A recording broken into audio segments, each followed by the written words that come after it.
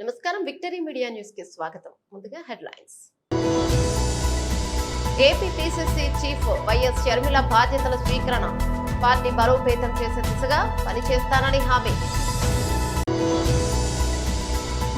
రాష్ట్రంలో ప్రతిరోజు 3 రైతులు ఆత్మహత్యలు చేసుకుంటున్నారు. టీడీపీ అధినేత చంద్రబాబు. త్వరలోనే జనసేనలో చేరుతా. అనకాపల్లిలో కార్యకర్తల సమావేశంలో మాజీ మంత్రి కొనతాల రామకృష్ణ. వైసీపీ హయాంలోనే గిరిజనుల అభివృద్ధి సాధ్యం. ఎమ్మెల్సీ కుంబర రావిబాబు. ఏపీ పిసిసి చీఫ్ గా వైఎస్ షర్మిల ఆదివారం విజయవాడలోని కాంగ్రెస్ పార్టీ కార్యాలయంలో పదవి బాధ్యతలను స్వీకరించారు. పార్టీ ముఖ్య నాయకులు, కార్యకర్తల ఆధ్వర్యంలో భారీ ర్యాలీ నిర్వహించారు. ఈ సందర్భంగా పదవి బాధ్యతలను స్వీకరణ తర్వాత ఆమె కార్యకర్తలను ఉద్దేశించి మాట్లాడుతూ, ఏపీలో వైసీపీ అధికారంలోకి వచ్చిన తర్వాత అప్పుల మయంగా మారిందని, నిరుద్యోగుల సమస్యలు పరిష్కరించలేదని, కనీసం రోడ్లు వేయాలని దుస్థితి ఉందని ఆమె ప్రభుత్వ తీరును తొలి రోజు ప్రసంగంలోనే ఎండగట్టారు. ముఖ్యంగా రాష్ట్రంలో ప్రభుత్వ ఉద్యోగులకు జీతాలిచ్చే పరిస్థితి కూడా లేదన్నారు. అనంతరం ఆమె పార్టీ ముఖ్య నాయకులతో ప్రత్యేకంగా సమావేశమై పలు విషయాలపై చర్చించారు.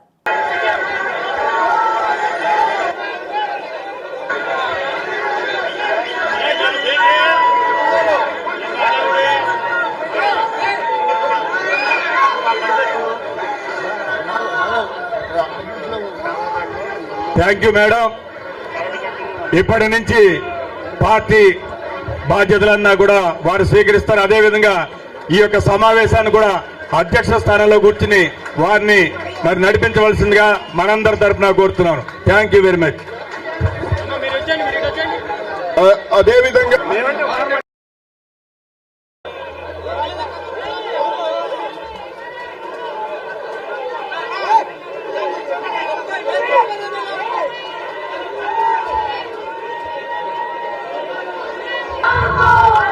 మీకు తెలియని విషయం కాదు, మీడియాకు తెలియని విషయం కాదు, ప్రజలకు తెలియని విషయం కాదు.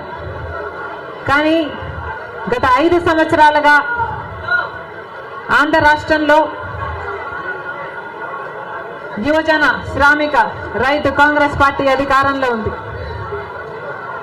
అంతకుముందు 5 సంవత్సరాలు తెలుగుదేశం పార్టీ అధికారంలో ఉంది. ఈ 10 సంవత్సరాలుగా రాష్ట్రంలో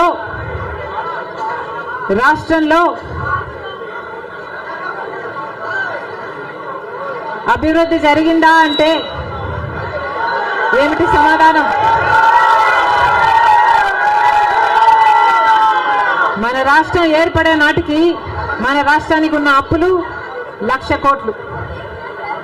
చంద్రబాబు గారు ముఖ్యమంత్రి అయిన 5 సంవత్సరాలకి ఆయన చేసిన అప్పులు 1,00,000 కోట్లు. ఆ తర్వాత వైసీపీ ముఖ్యమంత్రి జగన్ రెడ్డి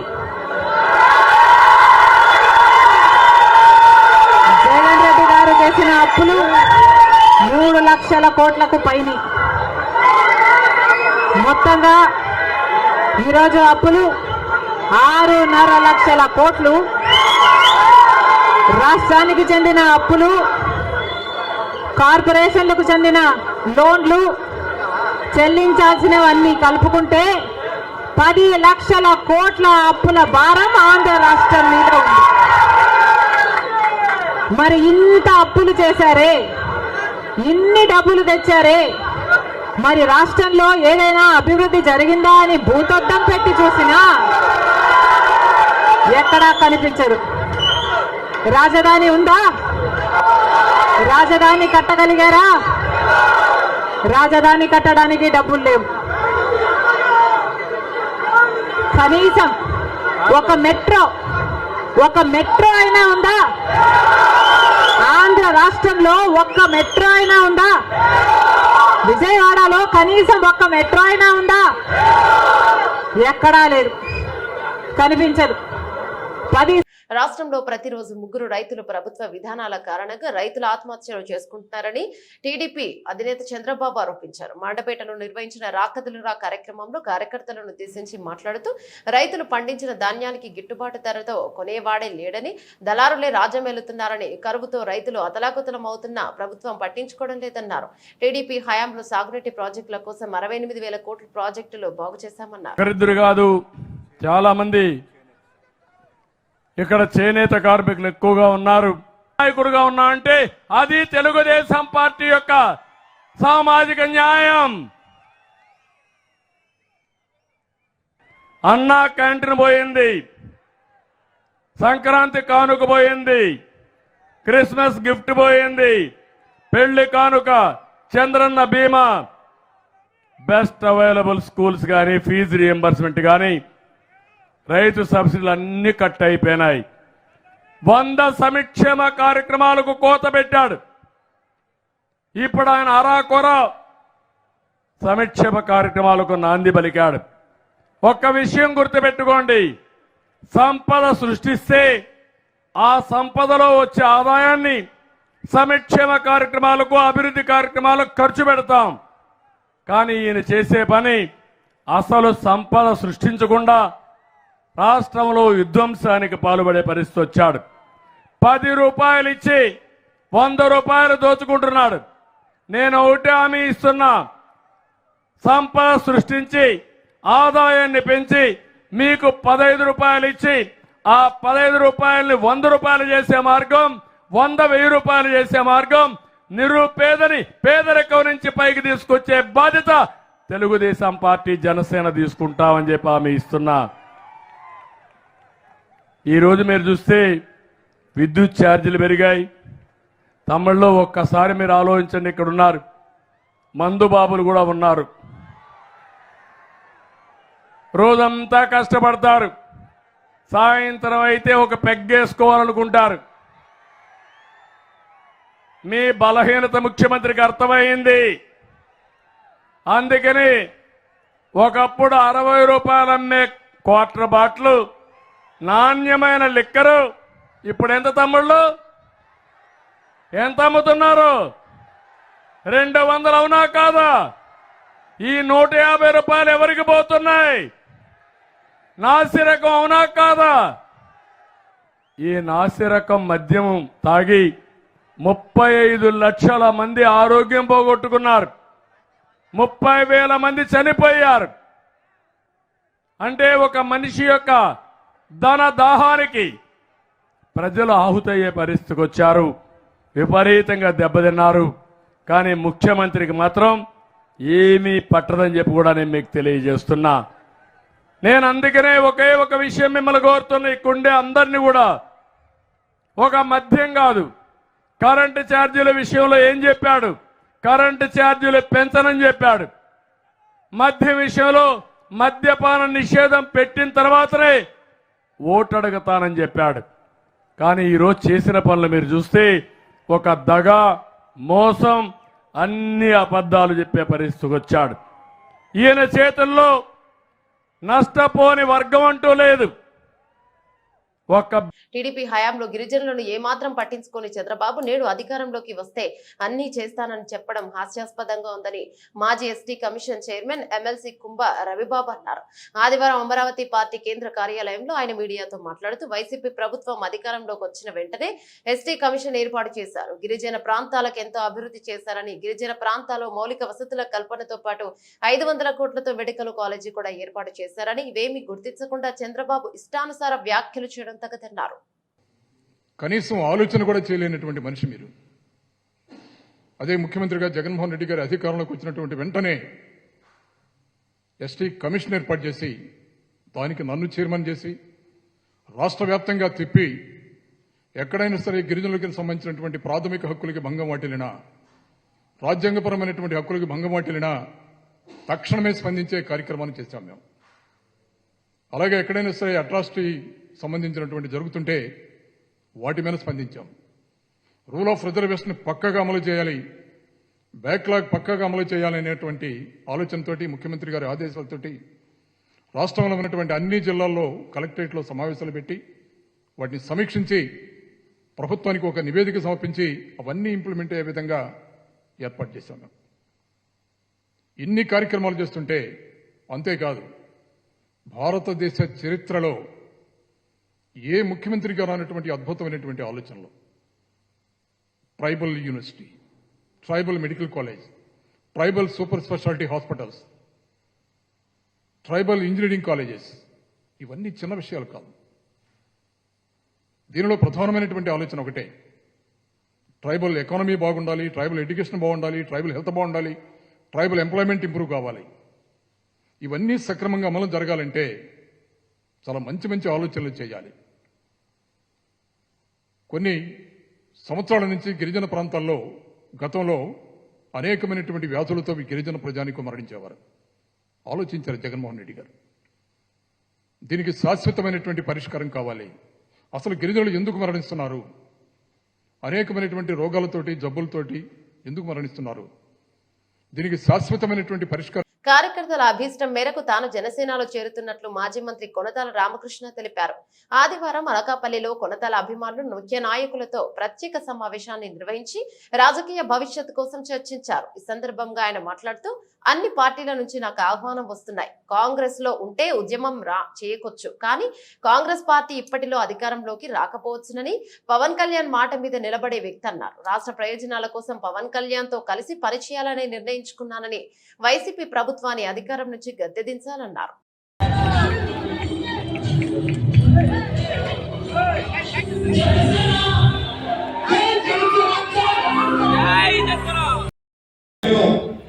ఎందుకు తీసుకోవాలనుకుంటే చెప్పారు చదువు ఉంటుంటే వేరే రకంగా ఉంటే వేరే పరిస్థితి అండి. వాస్తవానికి పరిస్థితి అయితే తప్పనిసరిగా వేరే రకంగా ఉండేది. అంటే ఈ మనిషిని అప్పుడు తీసుకునేవారు కాదు, అప్పుడు వేరే రకమైనటువంటి ఆ భయంతోనే నేను వెళ్ళలేదు. అందుకంటే వేరే చెప్పాల్సిన అవసరం లేదు. ఎందుకంటే ఇప్పుడు ఎలా చేస్తున్నా పరిపాలన చేస్తా ఉన్నాం మనం. అసలు ప్రజాస్వామ్యం ఈ రాష్ట్రంలో ఏ స్థాయికి దిగజారిపోయిందో చూసాం, ఎన్నో మనం చూసాం. రాజ్యాంగాన్ని నిర్మాత, రాజ్యాంగాన్ని ఇచ్చినటువంటి మహనీయుడు అంబేద్కర్ గారి విగ్రహాన్ని విజయవాడలో ప్రారంభించారు ముఖ్యమంత్రి గారు. కానీ ఆ రాజ్యాంగం రాసినటువంటి రాజ్యాంగం పుస్తకం పట్టుకు పాతాల్లో పుట్టి వెళ్ళిపోయిన 2200 అడుగులు మిగిలిన కానీ ఆయన రచించినటువంటి రాజ్యాంగంకు పాతాలలో బొక్క నాలుగైదు కప్పు పెట్టారేమో ఇది అందరూ ఖండించాల్సినటువంటి విషయం. ఈ రాష్ట్ర పరిస్థితులు ప్రకటించాలనే ఉద్దేశంతో ఈరోజు ముఖ్యమైనటువంటి నిర్ణయం తీసుకోవడం జరిగింది. గత 17 ఏళ్లుగా రాజకీయ పార్టీ వ్యవస్థకు దూరంగా ఉన్నాం. ఈరోజు ఉన్నటువంటి పరిస్థితుల్లో రాష్ట్రం అన్ని రంగాల్లో కూడా దెబ్బతిన్నటువంటి పరిస్థితి ఉంది. ప్రజాస్వామ్య వ్యవస్థే కుప్పకూలిపోయేటువంటి పరిస్థితి ఉంది. రాజ్యాంగ వ్యవస్థ ఆ రోజు అంబేద్కర్ గారు నిర్మించిన రాజ్యాంగ వ్యవస్థ పూర్తిగా చిన్నాభిన్నం అయిపోయేటువంటి పరిస్థితి ఉంది. పోలీస్ యంత్రాంగం కానీ అధికార యంత్రాంగం కానీ అన్ని కూడా లక్ష్య సాధింపు కార్యక్రమాలు జరుగుతున్న రాష్ట్ర భవిష్యత్తు అభివృద్ధి అధోగతి పాలయ్యే పరిస్థితిలో ఒక ఇరిగేషన్ ప్రాజెక్టు పూర్తయినటువంటి పరిస్థితి లేదు, ఒక వ్యవసాయం అభివృద్ధి లేదు, పారిశ్రామిక అభివృద్ధి లేదు. ఒకవైపు చూస్తుంటే స్టీల్ ప్లాంట్ ప్రైవేటీకరణ దిశగా నడుస్తూ ఉంది. ఇంకా ఎన్నో కార్యక్రమాలు ఉన్నాయి. ఇవన్నీ కూడా కుంటుపడేటువంటి పరిస్థితుల్లో ఉన్నాయి. వీటికి ఇప్పుడున్నటువంటి పరిస్థితులకు అనుగుణంగా ఈరోజు ఈ వ్యవస్థను మార్చాల్సినటువంటి అవసరం ఉంది. ఈరోజు కూలిపోతున్నటువంటి ప్రజాస్వామ్య వ్యవస్థను నిలబెట్టడానికి గతంలో ఏ విధంగా అయితే ఈ రాష్ట్రంలో ఉన్నటువంటి ముఖ్య పార్టీలన్నింటినీ కూడా పిలుపు రావడం జరిగింది. వారందరికీ నా హృదయపూర్వక అభినందనలు తెలియపరుస్తూ రాష్ట్రాన్ని నిలువుదోపిడీ చేయడానికి వైసీపీ ప్రభుత్వం అధికారంలోకి వచ్చిందని విశాఖ టీడీపీ పార్లమెంట్ అధ్యక్షుడు పల్లా శ్రీనివాసరావు అన్నారు. ఆదివారం విశాఖ టీడీపీ కార్యాలయంలో ఏర్పాటు చేసిన మీడియా సమావేశంలో ఆయన మాట్లాడుతూ జగన్ తాడేపల్లికి పరిమితమై రాష్ట్ర పరిపాలన గాలికి వదిలేశారని, ప్రజలను జగన్ మభ్యపెట్టి మరలా అధికారంలోకి రావాలని చూస్తున్నారన్నారు. విశాఖలో విలువైన రామానాయుడు స్టూడియోను కొట్టివేయాలని, దీనికోసం టీడీపీ ఎమ్మెల్యే వెలగపూడి రామకృష్ణబాబుపై సుప్రీంకోర్టులో కేసు వేశామన్నారు. ఈ స్టూడియో దోచుకోవడానికి విఎంఆర్డీఏ మాస్టర్ ప్లాన్ మార్చేశారని ఆయన తెలిపారు.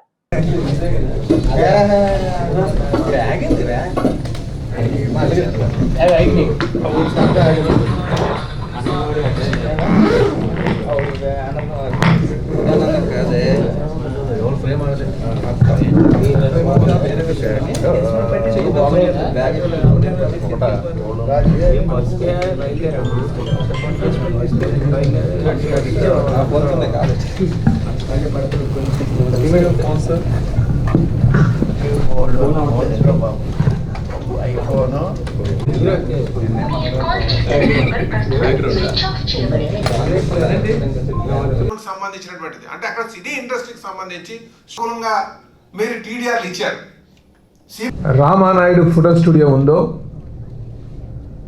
దానిపైన సినిమా స్టూడియో, ఎందుకంటే అక్కడ సినిమా ఆటోగ్రఫీ డెవలప్ చేయాలి, సినీ ఇండస్ట్రీ డెవలప్ చేయాలి, ఆ ప్రాంతంలో ఆ విధంగా కళాకారులకు టెక్నీషియన్స్కి అందరికి ఉపాధి కల్పించాలని ఉద్దేశంతో ఆ రోజు రామానాయుడు ఫోటో స్టూడియోకి స్థలం కేటాయించడం జరిగింది. అందుకే మేము మొదటి నుంచి కూడా చెప్తున్నాం, వైసీపీ ప్రభుత్వం ఇంటికి వెళ్తే తప్ప ఈ రాష్ట్రంలో అభివృద్ధి సాధ్యపడదు. వైసీపీ ప్రభుత్వం కేవలం దోచుకోవడానికే, ఈ రాష్ట్రాన్ని నిలువు దోపిడీ చేయడానికే వారు వచ్చారు. ఏ ప్రజానాయకుడైనా సరే రాష్ట్రంలో ఏం జరుగుతుంది అనే విషయాన్ని వ్యవస్థల ద్వారా, అలాగే వాళ్ళ రాజకీయ నాయకుల ద్వారా, లేదంటే నేరుగా నిజమైన నాయకుడైతే ప్రజల్లోకి వచ్చి ఫస్ట్ హ్యాండ్ ఇన్ఫర్మేషన్ తీసుకోవాలి. ఈరోజు జగన్మోహన్ రెడ్డి గారు ఆయన ప్యాలెస్కే సమాజ నిర్మాత కామ్రేడ్ లెనిన్ అని మాజీ ఎమ్మెల్సీ అజయ్ శర్మ అన్నారు. ఆదివారం విశాఖలోని సిపిఎం కార్యాలయంలో విశాఖ జిల్లా సమితి ఆధ్వర్యంలో కామ్రేడ్ లెనిన్ శతవర్ధంతి సభ కార్యక్రమం నిర్వహించారు. ఈ సందర్భంగా ఆయన చిత్రపటానికి పూలమాల వేసి నివాళులర్పించారు. అనంతరం ఆయన మాట్లాడుతూ అన్ని వర్గాలకు ప్రజలకు మేలు చేసే విధంగా కేంద్ర ప్రభుత్వంతో పోరాటాలు చేసిన గొప్ప వ్యక్తి లెనిన్ అన్నారు. ఈ కార్యక్రమంలో సిపిఎం నాయకులు కుమార్, జగ్గునాయుడు, వెంకటరెడ్డి తదితరులు పాల్గొన్నారు. ఎంఎస్ఎఫ్ గారిని గారిని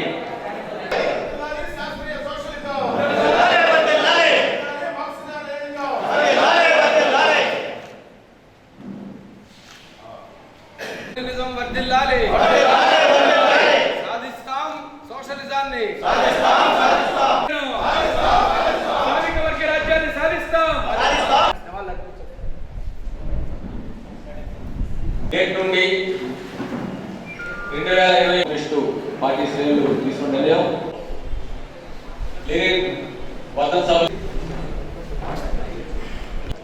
ఇక్కడ ఈ వతన్ సభని ప్రారంభిస్తున్నాం. జిల్లా ఆయన ఒక మనిషి వేరే మనిషిని దోపిడీ చేయడం, కష్టపడేవాడు ఎప్పుడూ కష్టపడుతూనే ఉంటాడని, కొంతమందికే పెత్తనం చేసే అధికారం ఉంటుందని, అది వాళ్ళకి పుట్టుకతోటే సంక్రమిస్తుందని, ఇలాంటి సిద్ధాంతాలతో ప్రపంచం నడిచింది, మళ్ళీ ఇప్పుడు నడుస్తోంది.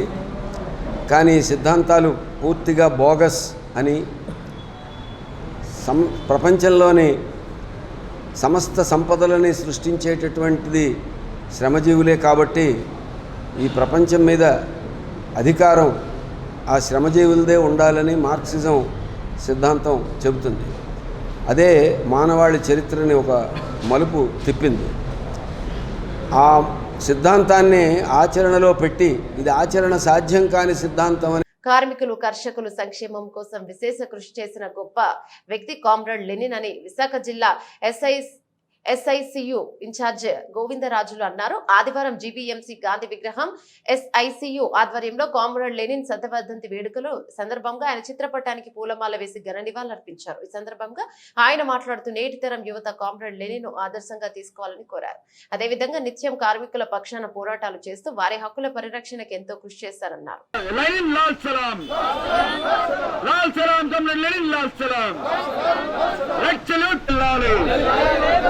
వర్ధిల్లాలి ప్రపంచ కార్మిక మహానాయకుడు కమ్రేడ్ లెనిన్ వర్ధిల్లాలి, కమ్రేడ్ లెనిన్ వర్ధిల్లాలి, సోవియట్ నవంబర్ విప్లవ మహానాయకుడు నిర్మాత కమ్రేడ్ లెనిన్ వర్ధిల్లాలి, కమ్రేడ్ లెనిన్ వర్ధిల్లాలి, వర్ధిల్లాలి, లాల్ సలాం కమ్రేడ్ లెనిన్, లాల్ సలాం. సామ్రాజ్యవాదం నశించాలి, నశించాలి, ప్రపంచ సామ్రాజ్యవాదం నశించాలి. లాల్ సలాం కమ్రేడ్ లెనిన్, లాల్ సలాం. లక్షల్యూట్ కమ్రేడ్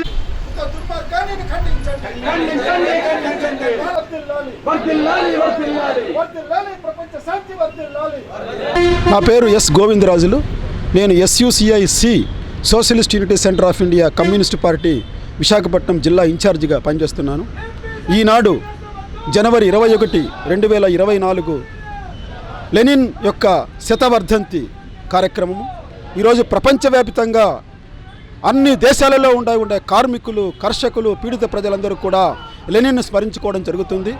ఆయన మరణించి 100 సంవత్సరాలైనప్పటికీ కూడా ఆయన ఆలోచనలు, బోధనలు, ఆయన యొక్క భావాలనేటివి కార్మిక వర్గాన్ని ఎంతో ఉత్తేజితం చేస్తున్నాయి. లెనిన్ గొప్ప మార్క్సిస్టు తత్వవేత్త. ఆయన మార్క్సిజాన్ని రష్యాలో ఉండే ప్రత్యేక పరిస్థితులకు అన్వయించి అక్కడున్న దోపిడీకి గురవుతున్న ప్రజలందరినీ కూడా సమీకరించి అక్కడ సమాజాన్ని సమూలంగా విప్లవం ద్వారా మార్చి కార్మిక కర్షక రాజ్యాన్ని ఏర్పాటు చేశాడు. అక్కడ దోపిడీ, పీడన, అన్యాయాలు, అన్ని సమస్యలు కూడా పూర్తిగా నిర్మూలించబడ్డాయి. నిరుద్యోగము, పేదరికము, లేకపోతే అవినీతి, ఇట్లాంటి సమస్యలన్నీ పరిష్కరించి ఒక గొప్ప ఉన్నతమైన సమాజాన్ని అక్కడ స్థాపించడం జరిగింది. సోషలిజాన్ని స్థాపించడం జరిగింది. ఆ లెనిన్ యొక్క ఆలోచనల యొక్క ప్రభావంతోనే ఈరోజు ప్రపంచవ్యాప్తంగా అన్ని దేశాల్లో కూడా కమ్యూనిస్టు పార్టీలు ఏర్పడి ప్రపంచంలో కూడా అట్లాంటి సోషలిస్ట్ వ్యవస్థలను స్థాపించడానికి ఆ పోరాటం అనేది ప్రారంభమైంది.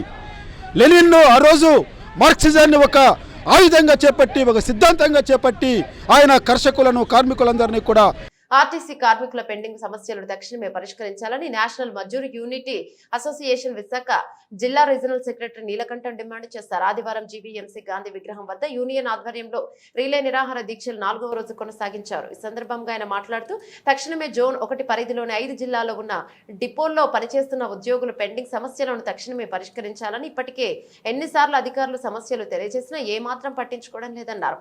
మహిళా ఉద్యోగుల సమస్యలు పరిష్కరించడంలో కూడా ప్రభుత్వం ఘోరంగా విఫలమైందన్నారు. ఈ నిరసన కార్యక్రమంలో పలువురు యూనియన్ నాయకులు, కార్మికులు పాల్గొన్నారు.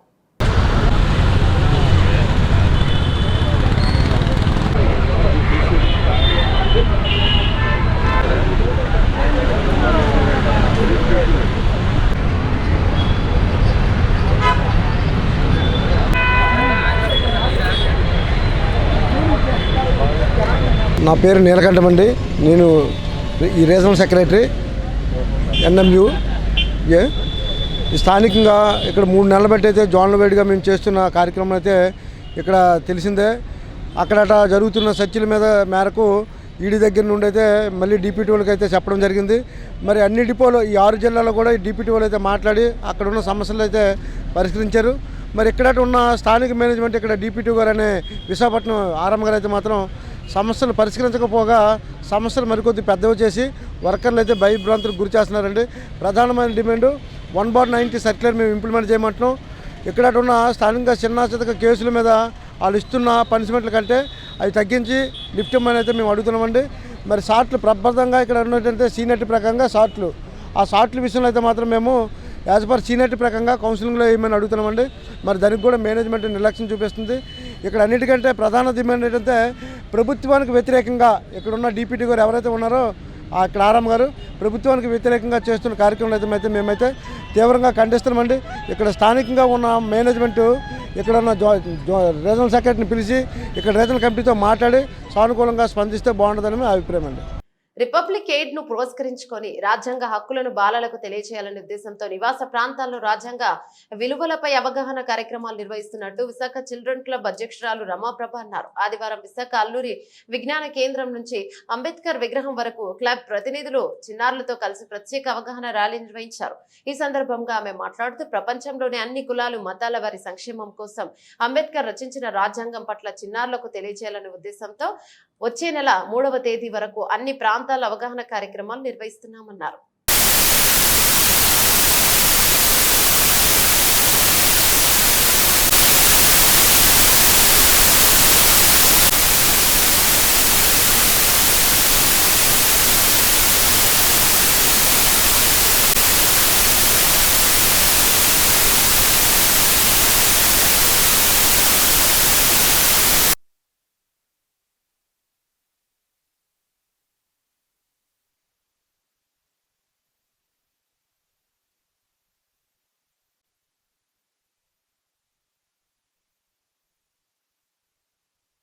రమాప్రభ, నేను వైజాగ్ చిల్డ్రన్స్ క్లబ్ నుంచి మాట్లాడుతున్నాను. ఈరోజు ఇక్కడ వచ్చే రిపబ్లిక్ డే జనవరి 26 ఉంది కదా, అది మనకి 75వ రిపబ్లిక్ డే. ఇప్పటికి 74 సంవత్సరాలు పూర్తి చేసుకున్నాం. ముఖ్యంగా భారతదేశంలో మన రాజ్యాంగం అనేది భారతదేశం మొత్తానికి ఒక గుండెకాయ లాంటిది. అది ప్రపంచంలోనే అత్యున్నతమైన విలువలు కలిగిన రాజ్యాంగం మంది. ఈ రాజ్యాంగం మన దేశ పౌరులకి కులం, మతం, రంగు, రూపం వీటన్నింటికి భిన్నంగా అందరికీ సమాన అవకాశాలు కల్పించింది. అలాగే ఎవరు నచ్చిన మతాన్ని వాళ్ళు ఆచరించవచ్చు, నచ్చిన తిండి తినొచ్చు, నచ్చిన బట్టలు వేసుకునే హక్కులను కల్పించింది. దీంతో పాటుగా ప్రతి ఒక్కరికి సమానమైన అవకాశాలు ఉండాలి, అసమానతలు తొలగించే విధంగా సామ్యవాదం అనే పదాన్ని కూడా మనం రాజ్యాంగంలో రాసుకున్నాం. అయితే మేము ముఖ్యంగా వైజాగ్ చిల్డ్రన్స్ క్లబ్గా భాగవతుల చారిటబుల్ ట్రస్ట్తో కలిసి ఇక్కడ కూడా మేము రాసుకున్నాం, ప్రతి హృదయంలో రాజ్యాంగం అని.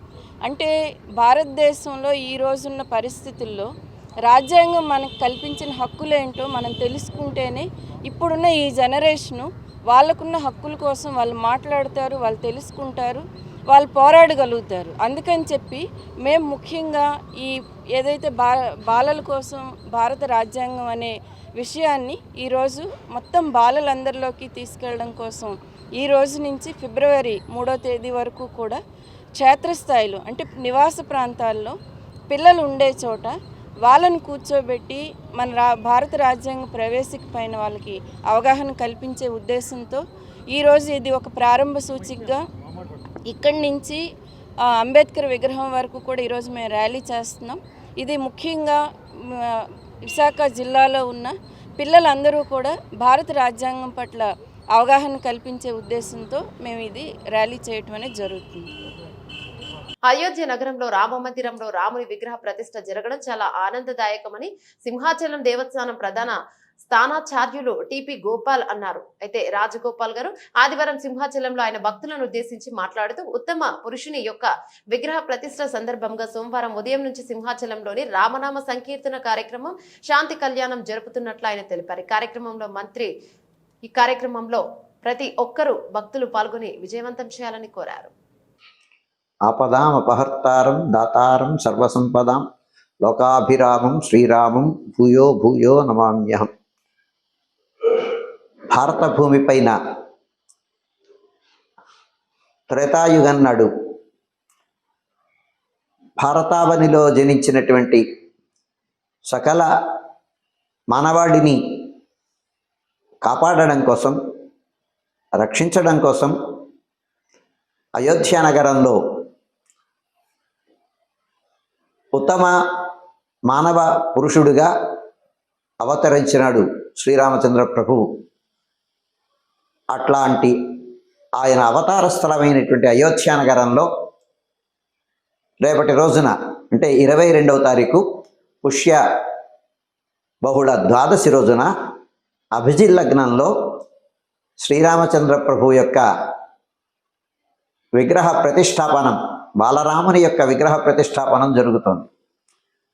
భారతదేశంలో ఉన్నటువంటి వాళ్ళందరూ, భారతీయులైనటువంటి వాళ్ళందరూ చాలా హర్షించదగినటువంటి సన్నివేశం ఇది, ఆనందించదగినటువంటి సన్నివేశం. మరి అట్లాంటి సన్నివేశాన్ని రాముడు మానవుడుగా, లోకానికంతటికీ మార్గదర్శకుడుగా, ఉత్తమమైనటువంటి పురుషుడుగా, పురుషోత్తముడుగా, అలాగే సమర్థవంతమైనటువంటి జనరంజకమైనటువంటి ప్రభువుగా లోకంలో ఖ్యాతి నొందినటువంటి వాడు. అట్లాంటి ఉత్తమ మానవుని యొక్క, ఉత్తమ పురుషుని యొక్క, పురుషోత్తముని యొక్క ఆలయ ప్రతిష్టాపనం, విగ్రహ ప్రతిష్ఠ. చంద్రబాబు సభకు తరలి వస్తున్న ప్రజలను చూసి వైసీపీలో వణుకు మొదలైందని టీడీపీ బీసీసీఎల్ రాష్ట్ర కార్యదర్శి గురుమూర్తి ఆరోపించారు. ఎన్టీఆర్ భవన్ నుంచి ఆయన ఆదివారం మీడియా సమావేశంలో మాట్లాడుతూ వైసీపీ ప్రభుత్వం త్వరలోనే ఇంటికి వెళ్ళిపోతుందని, ప్రజలంతా టీడీపీ జనసేన కూటమిని అధికారంలోకి తీసుకొచ్చేందుకు సిద్ధంగా ఉన్నారన్నారు. ప్రజా వ్యతిరేక కక్ష సాధింపు ప్రభుత్వానికి త్వరలోనే తగిన బుద్ధి చెప్తారన్నారు. నాడు అన్న నందమూరి తారక రామారావు గారు తెలుగుదేశం పార్టీని స్థాపించి సమాజమే దేవాలయం, ప్రజలే నా దేవుళ్ళని, తెలుగుదేశం పిలుస్తుంది రా కదలిరా అంటే తండోపుతండాలుగా బడుగు బలహీన వర్గాలు, శ్రమజీవులు, కష్టజీవులు, రైతులు, కార్మికులు ఆనాడు బ్రహ్మరథం పట్టి స్థాపించిన 9 నెలల్లోనే అధికారం ఇచ్చారు. నేడు చంద్రబాబు నాయుడు గారు ఒక దుర్మార్గుడి నుంచి ఈ రాష్ట్రాన్ని కాపాడటం కోసం రా కదలిరా అంటూ ఈ రాష్ట్రంలో సమావేశాలు పెడతా ఉంటే ప్రజలు, ముఖ్యంగా యువత, విద్యార్థి, కార్మికులు, కర్షకులు, రైతులు, వృద్ధులు. బులెటిన్ ముగించే ముందు హెడ్లైన్స్ మరోసారి. AP PCC chief YS Sharmila బాధ్యతల స్వీకరణ, పార్టీ బలోపేతం చేసే దిశగా పనిచేస్తానని హామీ. రాష్ట్రంలో ప్రతిరోజు 3 రైతులు ఆత్మహత్యలు చేసుకుంటున్నారు, టీడీపీ అధినేత చంద్రబాబు. త్వరలోనే జనసేనలో చేరుతా, అనకాపల్లిలో కార్యకర్తల సమావేశంలో మాజీ మంత్రి కొనతాల రామకృష్ణ. వైసీపీ హయాంలోనే గిరిజనుల అభివృద్ధి సాధ్యం, ఎమ్మెల్సీ కుంబర రావిబాబు. ఇవి బులెటిన్లోని అప్డేట్స్. మరో బులెటిన్లో మళ్ళీ కలుసుకుందాం. అంతవరకు సెలవు, నమస్తే.